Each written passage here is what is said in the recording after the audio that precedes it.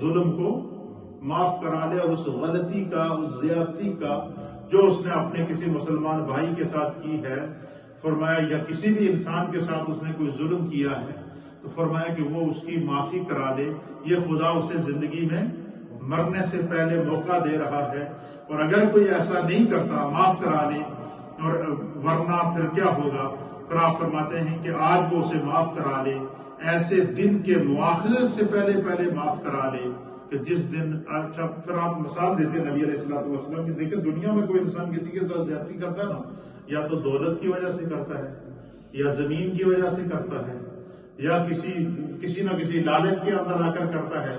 تو اللہ کے حبیب نے فرمایا کہ یاد رکھو قیامت والے دن وہاں پر نہ درم کام آئیں گے، نہ دینار کام آئیں گے، نہ بینک بیلنس کام آئے گا، نہ دولت کام آئے گی، نہ ثروت کام آئے گی.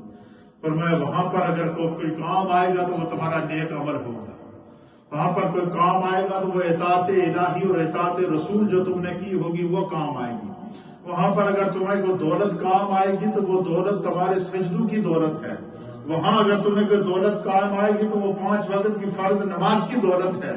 وہاں اگر تمہیں کوئی دولت کام آئے گی تو وہ قرآن کی تلاوت کی دولت ہے.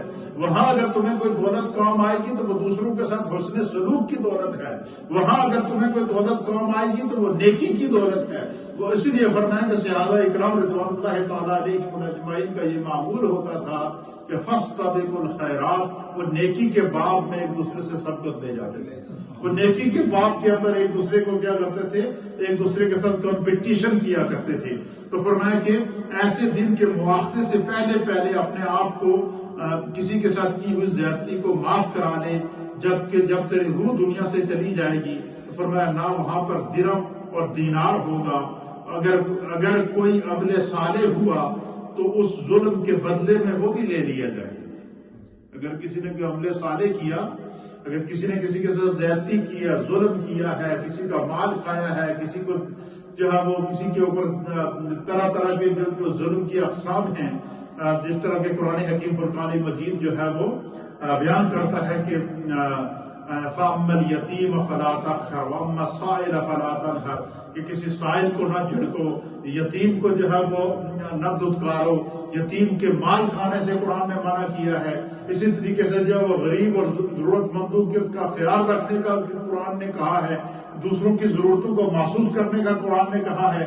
لیکن اگر کسی بندے کے پاس کوئی اقتدار ہو، اختیار ہو، مال و دولت ہو، یا کوئی کسی فرم کا مالک ہو، کسی فیکٹری کا مالک ہو، اس کے آگے ملازم ہوں اور وہ ان کے اوپر اپنی دولت کے جو ہے وہ نشے کے اندر آ کر ظلم کرتا ہے، تو نبی پاک نے فرمایا کہ اسے اس ظلم کا حساب دینا ہوگا. اور قیامت کے اندر جو اس کی پکڑ ہے وہ انتہائی سخت ہے، اور وہ اس کو اگر نبی پاک نے اس کی نشاندہی فرمائی ہے. تو آپ فرماتے ہیں کہ خدا انسان کو موقع دیتا ہے کہ اپنی زندگی میں حقوق العباد کو ضرور معاف کراؤ. اس میں والدین کے حقوق ہیں، اس میں اولاد کے حقوق ہیں، اس میں بہن بھائی کے حقوق ہیں، اس کے اندر سوسائٹی کے حقوق ہیں، اس کے اندر جس معاشرے میں ہم رہ رہے ہیں ایک دوسرے کے ہمارے حقوق ہیں. اور میں ایک دوسرے کے حقوق کا خیال جو بندہ کرتا ہے، اور میں خدا اس کے اعمال کی بھی حفاظت کرتا ہے، اور اس کی یہ زندگی بھی عزت سے گزرتی ہے، اور آخرت کی زندگی بھی. فرماتے ہیں اللہ تعالیٰ آپ کو موقع دے رہا ہے. فرمایا کہ اس دن اگر کوئی عمل صالح ہو تو ظلم کے بدلے میں لے لیا جائے گا، اور یہ بھی نہ ہو تو پھر مظلوم کی برائیاں اس کے سر پہ ڈال دی جائیں. سمجھے اس بات کو؟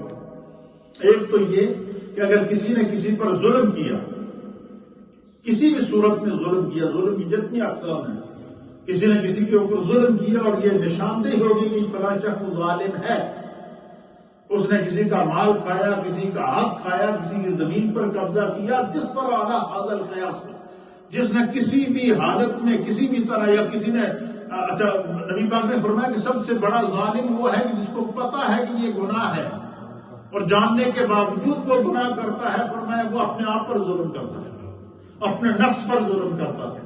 تو فرماتے ہیں کہ پھر کیا ہوتا ہے؟ حضرت ابو ہریرہ رضی اللہ تعالیٰ عنہ بیان کرتے ہیں دوسری حدیث کے اندر کہ رسول اللہ صلی اللہ تعالیٰ علیہ وآلہ وسلم نے ارشاد فرمایا، صحابہ اکرام کی مجلس لگی ہوئی تھی اور صحابہ اکرام ہدایت کے ستارے نبی علیہ الصلوۃ والسلام کی بارگاہ میں بیٹھے تھے. حضور علیہ الصلوۃ والسلام نے صحابہ اکرام سے سوال کیا کہ اللہ کے حبیب علیہ السلام نے فرمایا کہ یہ بتاؤ کہ تم جانتے ہو کہ مفلس کون ہے؟ کیا تم جانتے ہو کہ مفلس کون ہے؟